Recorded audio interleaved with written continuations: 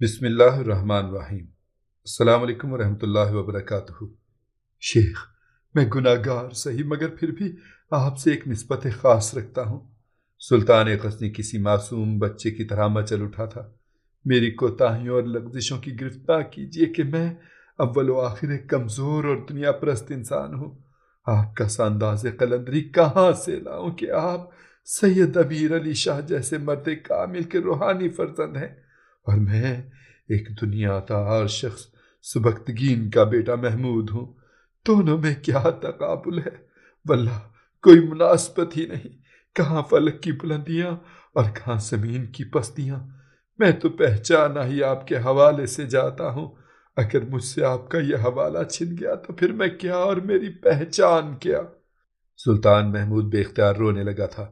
شیخ، اگر دنیا کو میری ذات میں کوئی خوبی نظر آتی ہے تو وہ آپ کے فیض صحبت کا دھندلا سا عکس ہے، ورنہ نگاہ انسانیت میں میرا اعتبار ہی کیا؟ دولت و اقتدار کی کوکھ سے پیدا ہونے والا بے شمار دنیا داروں کی طرح میں بھی ایک درندہ ہوتا۔ حق تعالیٰ کی بے شمار اور بے مثال رحمتوں کی قسم، میں انسانوں کا گوشت نہیں کھاتا اور آدم زادوں کا خون نہیں پیتا۔ مجھے آپ کی دعاؤں اور تربیت نے درندگی کے حصار سے باہر نکال کر شاہراہ آدمیت پر گامزن کیا ہے۔ مگر شیخ، ابھی کسی طفل کمسن کی مانند میرے قدم لڑکھڑا رہے ہیں۔ ابھی تو میں نے جوان مردوں کی طرح چلنا بھی نہیں سیکھا ہے، پھر ایسے نازک وقت میں آپ مجھے چھوڑ کر کہاں جا رہے ہیں؟ نظام شاہ کے قدموں پر سلطان غزنی کے ہاتھوں کی گرفت کچھ اور مضبوط ہو گئی تھی۔ شیخ، مجھے منصب ولایت پر فائز کر کے میرا امتحان نہ لیجیے کہ ذرا سی غلطی ہوئی تو راندہ درگاہ قرار دے دیا گیا۔ میں اپنی کمزوری کا اعتراف عجز و انکساری کے طور پر نہیں کرتا، بلکہ میں واقعتاً بہت بے وسیلہ اور ناتواں شخص ہوں۔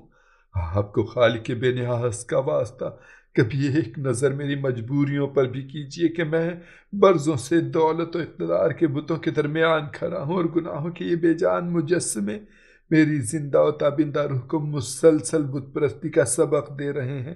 میں شدید کشمکش اور حیرت میں مبتلا ہوں۔ میرے بیمار وجود کے مسیحا، آج سلطان محمود نے اپنے روحانی باپ سے کوئی پردہ داری نہیں کی تھی۔ والی غزنی پوری سچائی کے ساتھ اس مار کا خیر و شر کو بیان کر رہا تھا جو محمود کی اپنی ذات کے اندر بپا تھا۔ شیخ، اگر آپ بھی مجھے چھوڑ کر چلے گئے تو میں ان بتوں کے ہجوم میں تنہا رہ جاؤں گا۔ پھر ایک دن یہی بت مجھ پر گر پڑیں گے اور ساری دنیا چیخ چیخ کر کہے گی کہ نظام شاہ کا فرزند ہلاک و برباد ہو گیا۔ والی غزنی بڑے جاں گداز لہجے میں اپنی کمزوریوں اور مجبوریوں کی داستان سنا رہا تھا۔ نظام شاہ جیسا صاحب درد انسان اس لہجے کی خلش کو برداشت نہ کر سکا۔ پھر وہ مرد قلندر بے قرار ہو کر جھکا اور سلطان محمود کو سینے سے لگا لیا۔ اس ذات جلیل کی قدرت لازوال کی قسم جو ایک لمحے میں بڑے بڑے زہرآوروں کی سانسیں غصب کر لیتا ہے، اور جو مردہ جسموں میں دوبارہ جان ڈال دیتا ہے، اور جو قیامت کے دن ریزہ ریزہ ہو کر بکھر جانے والی ہڈیوں کو پھر سے مجسم کر دے گا، تو اسی قادر مطلق کے سایہ کرم میں ہے۔ تجھے بربادی و زوال کے ہاتھ چھو بھی نہیں سکتے۔ نظام شاہ اشکبار آنکھوں کے ساتھ والی غزنی کو تسلیاں دے رہے تھے۔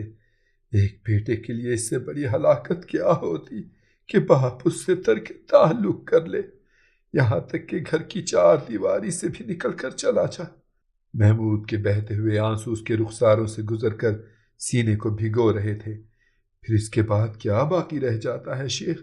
بس یہی کہ زمین پر بسنے والے بلند آوازوں کے ذریعے حقیقت کا اظہار کریں، یا زیر لب کہیں کہ وہ جا رہا ہے سلطان محمود غزنوی، نظام شاہ کا ماتوب و لعنت زدہ فرزند اور بت فروش بیٹا۔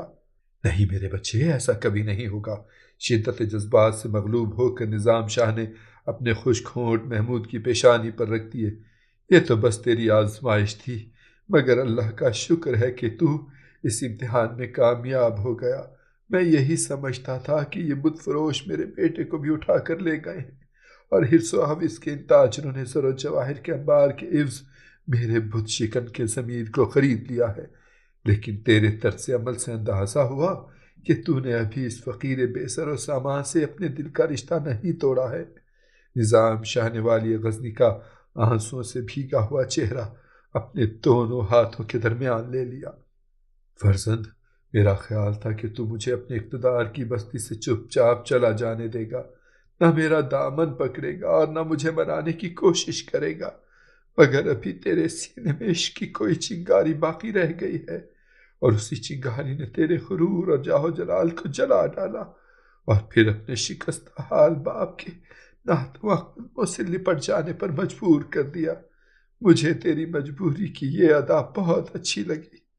تو نے مجھ سے سلطان کے لہجے میں نہیں، محمود کی زبان میں گفتگو کی، وہ محمود جس نے میرے سامنے بولنا سیکھا، لڑکھڑاتی زبان، ٹوٹ ٹوٹ جانے والے الفاظ، معصومانہ خوف، گھبراہٹ اور شرم۔ مجھے سب کچھ یاد ہے میرے بچے۔ نظام شاہ نے ماضی کا ذکر چھیڑا تو والی غزنی کی آنکھیں ایک بار پھر اشکوں سے بھر گئیں، اور اس نے بے قرار ہو کر دوبارہ مرد قلندر کے سینے پر اپنا سر رکھ دیا۔ فرزند، میں نے تو تجھے اپنی زبان میں بولنا سکھایا تھا، مگر تو نے خلیفہ بغداد قادر باللہ عباسی سے فرعون اور ابرہہ کے لہجے میں گفتگو کیوں کی؟ نظام شاہ نے بڑی شفقت سے والی غزنی کی پشت پر ہاتھ پھیرتے ہوئے کہا۔ سلطان نے گھبرا کر سر اٹھایا اور انتہائی خجالت آمیز انداز میں نظام شاہ کی طرف دیکھنے لگا۔ کیا تو نہیں جانتا یہ قادر باللہ کون ہے؟ نظام شاہ کی آواز دھیمی تھی، مگر لہجے سے جلال روحانی کا اظہار ہو رہا تھا۔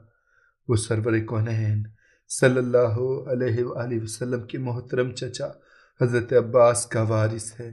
سیاسی اعتبار سے کمزور و ناکام سہی، مگر خاندان رسول کریم سے ایک نسبت تو رکھتا ہے۔ تو نے اس رشتے اور اسی حوالے سے قادر باللہ کا احترام کر لیا ہوتا۔ شیخ مہ نے نہ صرف خلیفہ بغداد سے اپنے اس جارحانہ عمل کی معافی مانگی تھی، بلکہ اس کے سفیر کی خدمت میں بھی معذرت پیش کر دی تھی۔ والی غزنی نے نہایت شرمسارانہ لہجے میں کہا، میں تجھے سلامتی کے ساتھ جینے کی ادا سکھا رہا ہوں فرزند۔ نظام شاہ نے ایک ایک لفظ پر زور دیتے ہوئے کہا، خلیفہ بغداد تو خیر بہت عالی نسب حکمران ہے، میں تو چاہتا ہوں کہ تو ہر عاجز و مجبور انسان سے جھک کر بات کرے کہ بندے کا یہ انکسار اسے اللہ کے قہر سے بچا لیتا ہے، ورنہ اس قہار و جبار کے غیظ و غضب کے سامنے اس پوری کائنات کی کیا حیثیت ہے؟ بس اس نے ایک نگاہ کی اور سب کچھ جل کر راکھ ہو گیا۔ سب کے سب وجود عدم سے مل گئے، اور ہیبت و جلال کے تمام قداور مجسمے اس طرح ٹوٹ کر بکھرے کہ پھر ان کے ذروں کا بھی شمار نہ ہو سکا۔ نظام شاہ کی گفتگو سن کر والی غزنی کے جسم پر لرزہ طاری ہو گیا تھا۔ تجھے کیا خبر کہ کتنی راتیں تیری عافیت کے لیے دعائیں مانگتے گزر گئی ہیں۔ ایک بار پھر سوزے دروں سے نظام شاہ کا لہجہ جل اٹھا تھا۔ میں تجھے چھوڑ کر کہاں جا سکتا ہوں کہ تو ہی میری منزل مراد ہے، اور تو ہی میری ناسودہ زندگی کا خواب۔ تجھے کوئی نہیں توڑ سکتا میرے بیٹے، یہاں تک کہ تیرا کبر و غرور ہی تجھے توڑ ڈالے۔ اور یاد رکھ کہ اگر تو ٹوٹ کر بکھر گیا تو نظام شاہ کا وجود بھی شکستہ ہو کر فنا کے ریگزار میں ضم ہو جائے گا۔ والی غزنی بہت دیر تک نظام شاہ سے اپنی لغزشوں کی معافی مانگتا رہا، یہاں تک کہ مرد قلندر کا دل پگھل گیا اور نظام شاہ دوبارہ مجلس سلطانی میں خوش دلی کے ساتھ بیٹھ گئے۔ یہ بڑے سنگین لمحات تھے جن کی ہولناکی کا اندازہ کر کے احمد سالار کسی خزاں رسیدہ زرد پتے کی طرح کانپ رہا تھا، مگر جب یہ تباہ کار ساعتیں بعافیت گزر گئیں تو اس نے اس طرح چین کا سانس لیا کہ جیسے کوئی انسان موت کے دہانے میں داخل ہو کر معجزانہ طور پر زندگی کی طرف لوٹ آیا ہو۔ جب نظام شاہ کے ہونٹوں پر وہی دل نواز تبسم دوبارہ ابھر آیا اور خلوت گاہ سلطانی میں ایک مرد قلندر کی حالت جمال کے رنگ بکھر گئے، تو احمد سالار نے والی غزنی کو مخاطب کرتے ہوئے کہا، سلطان معظم، سومنات کے حوالے سے اہل ہند کا یہ بھی عقیدہ ہے کہ والی غزنی نے پشاور کے صنم خانے میں جن بتوں کو توڑا ہے، سومنات ان سے ناراض تھا، اس لیے وہ پتھر کے مجسمے ضرب سلطانی سے ریزہ ریزہ ہو گئے۔ اگر سومنات ان بتوں سے خفا نہ ہوتا تو سلطان محمود کی کیا مجال تھی کہ وہ ادھر کا رخ کرتا؟ احمد سالار کی زبانی عجیب انکشاف سن کر والی غزنی کا چہرہ غصے سے سرخ ہو گیا، مگر وہ کچھ بولا نہیں۔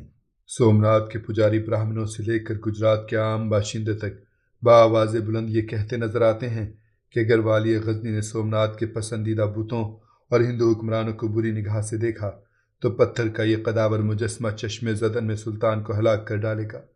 احمد سالار کا خیال تھا کہ ہنود کی یہ تحقیر آمیز گفتگو سن کر محمود کے غضب کی آگ پوری شدت کے ساتھ بھڑک جائے گی، مگر وہ اس وقت حیران رہ گیا جب والی غزنی کے ہونٹوں پر ایک عجیب سا تبسم ابھر آیا تھا۔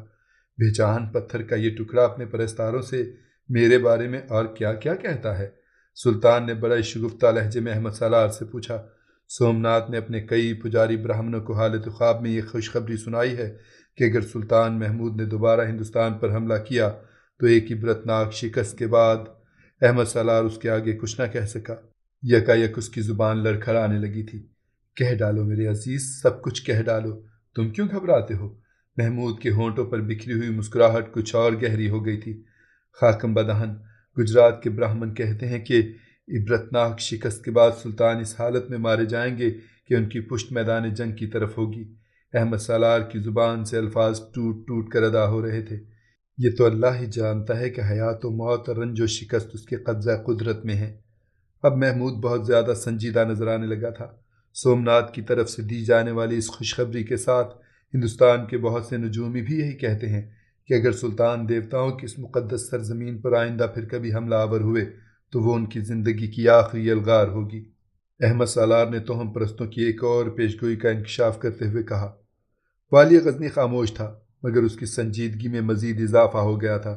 سلطان ذیشان، مجھے یاد آیا، احمد سالار نے کچھ سوچتے ہوئے کہا۔ گجرات میں سومنات کے حوالے سے یہ بات بھی مشہور ہے کہ پتھر کا وہ طویل و عریض مجسمہ راجہ جے پال، راجہ آنند نال اور راجہ بجے راؤ سے بھی ناراض تھا۔ اسی وجہ سے راجہ جے پال اور راجہ بجے راؤ نے نہ صرف شکست کھائی بلکہ ذلت آمیز موت سے بھی دوچار ہوئے۔ اب راجہ آنند پال کے بارے میں کہا جا رہا ہے کہ وہ اپنے گناہوں سے تائب ہو گیا ہے اور اس نے بڑی عاجزی کے ساتھ سومنات کی عظمتوں کے آگے اپنا سر جھکا دیا ہے۔ اس لیے آنند پال کی حکومت زوال کے تمام خطرات سے محفوظ ہو گئی ہے اور سومنات کے آشیرواد کے باعث اسے آئندہ کوئی مسلمان حکمران شکست و رسوائی سے ہمکنار نہیں کر سکتا۔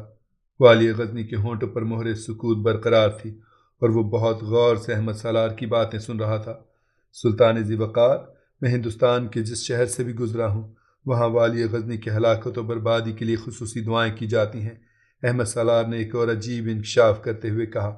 دیوتاؤں کے تمام پرستار اپنے اپنے علاقے کے مندروں میں جمع ہو جاتے ہیں اور پھر کسی بڑے پروہت یا پنڈت کی نگرانی میں ناقابل فہم منتر پڑھے جاتے ہیں۔ پھر بہت دیر تک یہ خصوصی پرارتھنا کی جاتی ہے کہ سارے دیوتا مل کر سلطان محمود کو ہلاک کر ڈالیں۔ یہ خصوصی پرارتھنا ایک طویل عرصے سے کی جا رہی ہے اور اب اپنی دعاؤں کا اثر دیکھنے کے لیے پتھر کے پجاری والی غزنی کی مرگ ناگہاں کا انتظار کر رہے ہیں۔ ایک بار پھر سلطان محمود کے ہونٹوں پر وہی استہزائیہ مسکراہٹ ابھر آئی اور وہ بڑے بے نیازانہ انداز میں لب کشا ہوا۔